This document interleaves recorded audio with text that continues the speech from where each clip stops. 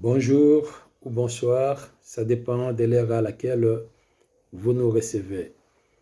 Nous sommes là pour parler de la part de notre Seigneur et Sauveur Jésus-Christ et nous lisons la parole. Nous sommes dans 1 Timothée chapitre 6. Nous commençons à partir du verset 7 et nous allons descendre jusqu'au verset 10. Le verset 7 dit ceci: car nous n'avons rien apporté dans le monde, et il est évident que nous ne pouvons rien emporter. Je vais me limiter d'abord là. On va aller mollo, on va descendre. Chacun de nous a une date de naissance. Quand tu venais dans le monde, tu n'avais rien. Passez-moi l'expression parce que peut-être ça peut déranger. Donc, nous sommes venus dans ce monde sans habit. Tu comprends déjà ce que je veux dire par là. On est venu sans habit. Et tout ce que nous avons, nous les avons trouvés dans le monde. Que ce soit de l'argent, des maisons, des biens matériels, tout ce que vous connaissez, nous les avons trouvés dans le monde. Parce que nous étions venus mains vides. Et dans le verset nous dit aussi que de la même manière que nous étions venus, ce sera aussi de la même manière ou de la même façon que nous allons quitter ce monde. Oui. Tout être qui a connu, qui est passé par la naissance, il est appelé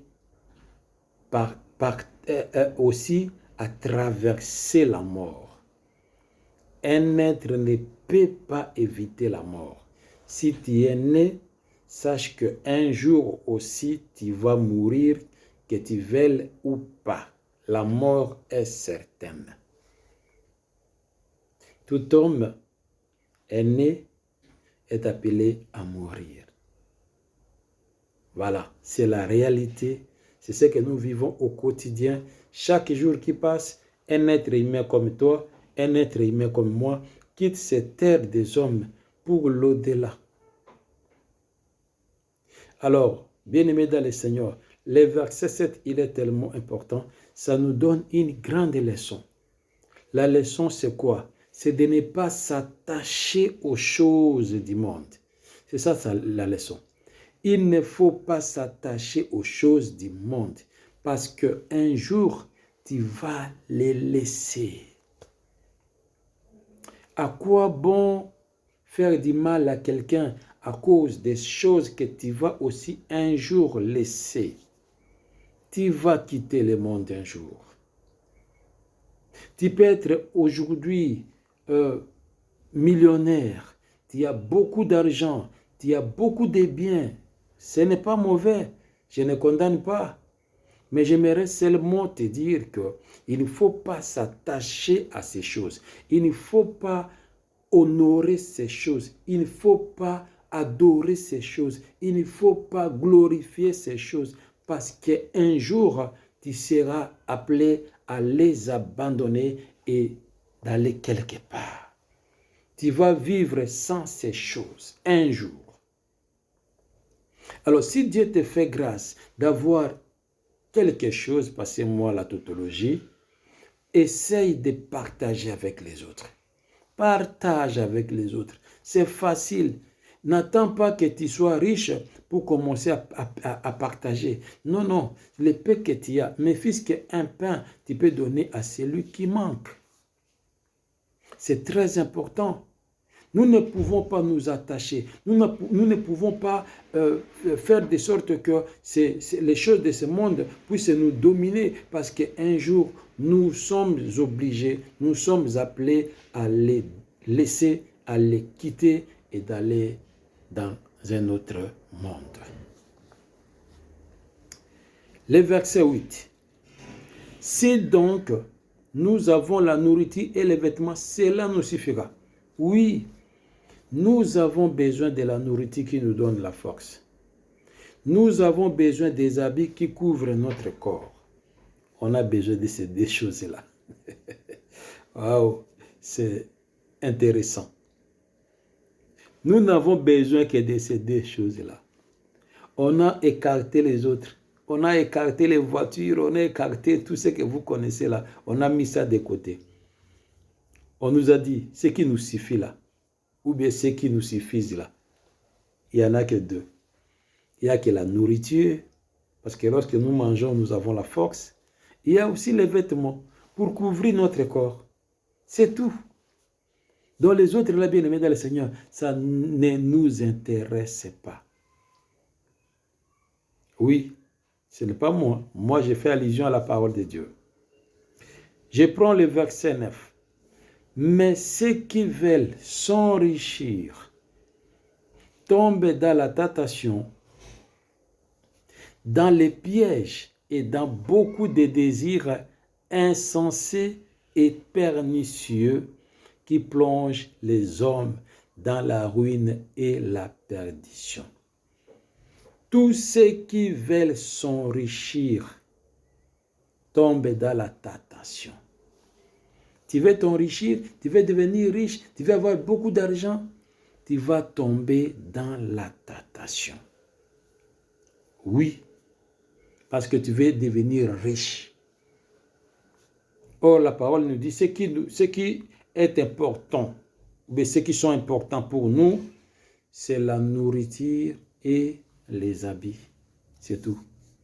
Mais si tu veux en avoir beaucoup, tu veux être riche, avoir beaucoup de biens, avoir beaucoup d'argent, bien-aimé dans le Seigneur, tu vas tomber dans la tentation. Ça, c'est la première des choses. Deuxième, c'est un piège pour toi. Parce qu'avec ce que tu veux là, avec l'enrichissement, bien-aimé, tu risques même d'abandonner les choses de Dieu. Parce que tu es devenu riche, tu vas commencer à s'occuper beaucoup plus à tes biens, à ta richesse. Troisième chose, ça va faire de sorte que tu puisses avoir des désirs insensés et pernicieux. Parce que celui qui a l'argent, il est apte, il est prêt à faire tout. Même c'est des choses qui sont interdites, lui, il est prêt de les faire parce qu'il a des moyens, il a l'argent. Et la parole dit, tout cela va faire plonger les hommes dans la ruine et la perdition. Bien-aimé, à quoi sert bon de gagner le monde et de perdre son âme? Il ne faut pas faire des choses pour qu'un jour que tu puisses perdre ton âme. Si tu veux t'enrichir, un jour, ça va t'amener dans la perdition ou encore dans la ruine. Je prends le verset 10. Car l'amour de l'argent est une racine de tous les maux et quelques-uns en étant possédés se sont égarés loin de la foi et se sont jetés et même dans bien des tourments. L'amour de l'argent est une racine de tous les maux. L'argent est bon. L'argent nous sert. Mais nous ne devons pas servir l'argent. Écoutez-moi bien. L'argent doit te servir. Mais toi, tu ne peux pas servir l'argent. L'argent doit être ton esclave. Mais toi, tu ne peux pas être l'esclave de l'argent. L'argent doit être manipulé par toi. Mais toi, tu ne peux pas être manipulé par l'argent. C'est un moyen qu'on met à notre disposition pour que nous puissions nous servir. Mais lui là, l'argent ne peut pas nous coloniser, ne peut pas nous dominer. Nous devons avoir le pouvoir sur l'argent, mais l'argent ne peut pas avoir le pouvoir ou bien la domination sur nous. Bien-aimés dans le Seigneur, je vais m'arrêter par là. Chacun de nous va tirer sa leçon. Ce que moi je peux te demander aujourd'hui, c'est de t'abonner dans cette chaîne Conseil d'amis d'évangéliste Rifin pour nous permettre de partager la parole de Dieu. Soyez richement bénis.